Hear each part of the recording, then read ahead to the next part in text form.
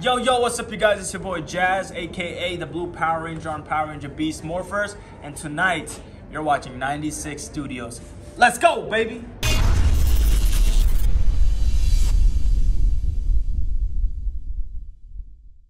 Hey everybody, I'm Cisco, and we are here with Jazz Baduwalia, Beast Morph Blue Ranger. How you doing today, brother? I'm doing good, man. It feels really good to be here. I'm a big fan of cactuses.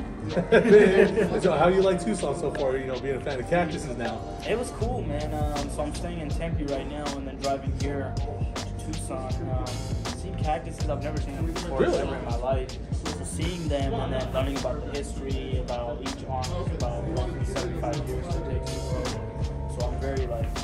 We also talk about javelinas. Javelinas? Okay. Oh, so you guys were just giving the whole Arizona yeah. thing here. Okay. Javelinas, what's the other thing? Jumping cactus. Jumping cactus. Gila monsters. Choyas, yeah. Pumbaa. Yeah. Oh, they told you about haboobs yet? Oh, I've heard about giant dust storms that cover the whole city. No. Oh yeah, is that true? Oh yeah, we have haboobs here. Yeah, you can see them off in the distance. It's just a giant. Yeah, everyone thinks they're a Middle Eastern thing. And the giant, they just come in, but they'll cover Phoenix and they'll cover Tucson really easy. And it's really hard to see feet in front of you. So it's kind of like the movie Interstellar. Yeah, about that, yeah. Like a real dust storm comes in. Yeah, it's How long does it last? A couple hours, an hour. Sometimes 30 minutes it comes through. Sometimes an hour you got to pull over on the side of the road. You can't go anywhere. Can't go nowhere. Can't see that. Yeah. I've been counting down on a microburst for Phoenix in Florida, and I was seeing like everything get thrown across the road, and we had to take in a what? A microburst.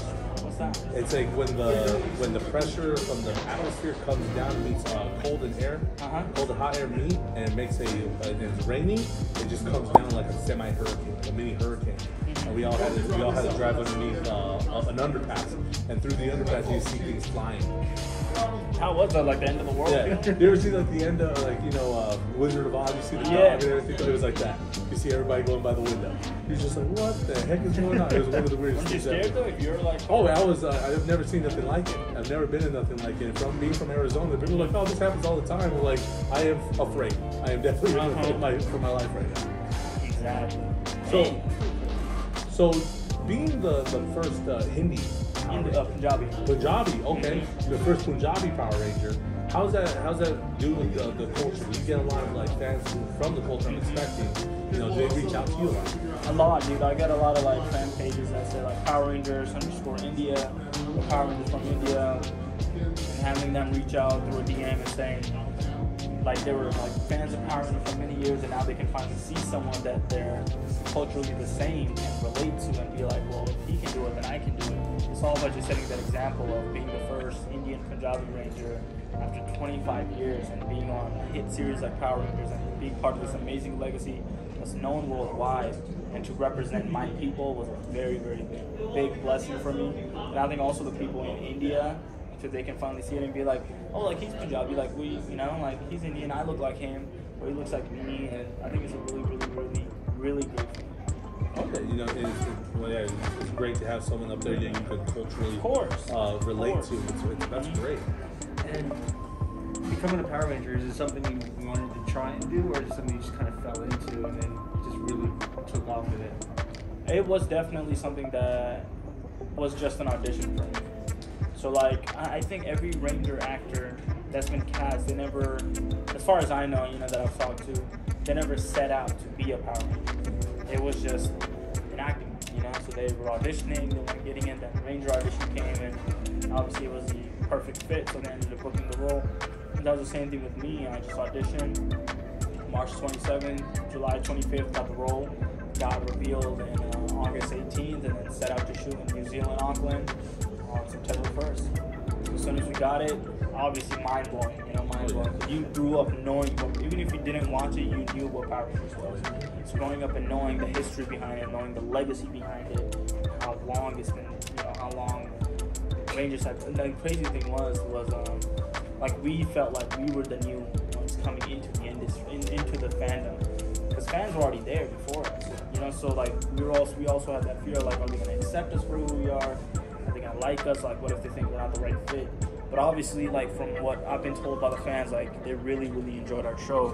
So obviously we did something right. Well, that's good. So I was researching. I see you're a writer.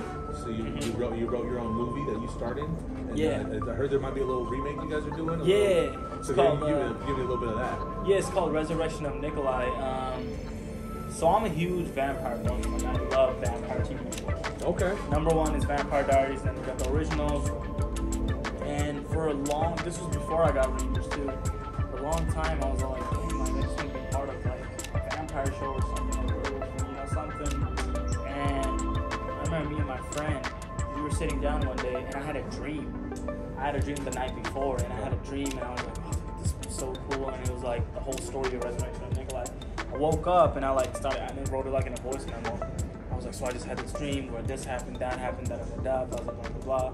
And then I went to my friend later. I was like, dude, like, you know, like, okay, so it's about a vampire who's this old, and then like he gets resurrected. And he was like, bro, I don't have zero clue what you're talking about. Like he was just like, okay, I'm down, but he's just like, I have zero clue what you're talking about.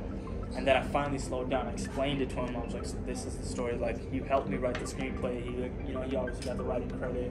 And then we just got a bunch of friends, man. Like, the only thing we did was give them meal and credit. And they were just all super excited to be in a film like that. And then right on the last day of filming was the day I got Power Rangers. Oh, okay. Yeah, so right now, me and him are definitely talking about if we want to do a remake or if we just want to do a part 2, whatever kind of fits. Okay. So, is there anything that you're currently working on right now? You can maybe give us a little hint about or sneak peek kind of thing you're working on? Yeah, so if you guys go on my Instagram, I just recently wrapped up this project called The Hero. It's about a kid who has Down syndrome, and he gets bullied at school, but he uses his imagination to write down a superhero that he really wants to be. And in his head, his imagination, I become his alter ego. So I'm his superhero, and the school bully turns into like the villain in his imagination. So then I'm fighting the villain as him. And I like beat the villain, this and that. And it translates into the real world at the end about how he has to stand up to a bully or to stop a bully. So it's a really impactful film, and I'm just excited for you guys to see it. It's going to be a really, really good film. We just wrapped principal photography, now we got some ADR. I'm also writing my own song in the movie. That's going to be played throughout the soundtrack, so it's going to be a really, really good film. Hey, you got my money. Just tell me about it right now. I would love to see that. Mm-hmm. That's really good. So with new ventures coming in, side projects are happening, stuff. What's your downtime? What do you do for downtime? fun? I would say my downtime is definitely I go to the gym 6 days a week. So I'm at the gym 6 days a week, and then right after that, either I'm like studying a script of some sort. Mm-hmm. I got acting class on every Wednesday. Or like there's days, man, I just sit down and I just watch Naruto for like 5-6 hours. Yeah, I just feel like people like see me, they're just like, oh, you're probably always like doing something, you're probably always doing something. No, bro, there's days where there's nights where I don't want to do anything. I just watch Criminal Minds or I watch Naruto and I'm just having the time of my life. But I try to do less of that, because the more you do that, the less productive you become, and the more excuses you start to make.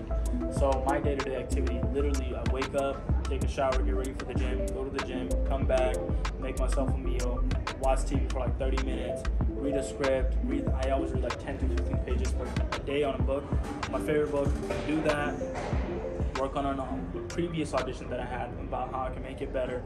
By that time, like my agent will send me an audition, gotta do that, plus I have meetings, there's some brand deals I'm trying to lock down. So it's like, it's always on the go, like trying to lock down signings. Then that's pretty much like my day-to-day. But there are days, like last night, my signing ended at 8, and then I went back to the hotel room and then took a shower. Then around like 10, I watched Naruto all the way up until like 1:32. Okay. So good. So you watch a lot of Naruto. Is there any other shows coming up or anything coming up soon you're maybe expecting to try and watch? Not that I'm expecting and trying to watch, but I know shows that I am waiting for to watch, like Demon Slayer is another anime. I got Lupin, it's a Netflix show. Okay. Stranger Things is coming out. The movie Batman is coming out. Oh yeah. Yeah, we're excited for that. And then my agent's also trying to get me in the new Blade movie. So there's a character that's Punjabi, and my agent's trying to pitch me for a role of that. So you never know, I could be shooting the new Blade. The cast really liked the clips that I sent him. So now we just wait to see if we can get a read for the role. So. Yeah, we're excited for that Batman too. And if you're into vampires, I know you probably watched the Twilight stuff. Yeah. And the Batman, I think the runtime was what, 3 hours? It's 3 hours, yeah. Thank you. That's without the credits. Of course, we would know if it was 3 hours or not. Yeah, but it's good, like, because you're like, waiting so long, and I just want to be like 3 hours, bro, just there. Because once a movie's like an hour and a half, and it's just like that. And you're like, yeah. Oh yeah, there's a lot of good stuff coming out of that movie. You get Black Gordon, you get Black Commissioner Gordon, and then you get Zoe Kravitz is going to be Catwoman in that one. You know what movie did really disappoint me was Matrix Resurrections. That one was a little hard. Horrible. Still haven't watched it. Don't get mad at me. I still haven't watched it. Honestly, I would have just stuck with the first 3 movies. Like, I am a huge Matrix buff. I watched this movie so many times, bro, like back to back. So when Resurrections came out, you know, we like sitting there, we're like watching, and like we're like kind of watching, and we're like, okay, like, you know, it's gonna get better. It's gonna. I would really rate that like 2 out of 10, bro. Yeah, the first half of the movie was hard to follow along. It was, and they were giving you too much information as if you had just got done, like if they had just got done doing the trilogy. Yeah. Like, bro, it's been years, like kind of like ease into it, and then, bro, I don't want to spoil it for you, but it was, I give that either a 2 or a 1 out of 10. It was horrible. I don't worry about spoilers because all the bad reviews have been here. I'm like, I could probably skip that one. I love Keanu Reeves from somebody who's seen Keanu do the good Matrix movies and all this stuff, and then seeing him fall, and then coming back with like John Wick and stuff. I want to keep him in the good heart. I want to keep him in the line. And then no wonder why Lauren Fishburne didn't come back for Morpheus. Like Morpheus, the character's in it, but like not Lauren Fishburne. Wachowski sisters, what happened? So we've interviewed Jason Font, being Time Force Power Ranger. We just got done interviewing Jason David Frank just a couple weeks ago. You were our 3rd Power Ranger to step in on the screen with us, and we really appreciate your time. Coming out and meet with your fans and talk to people. But we really appreciate it so much, man. Thank you so much again. No problem. Thank you. And do not watch Matrix. But do watch 96 Studios. It's morphin' time, baby.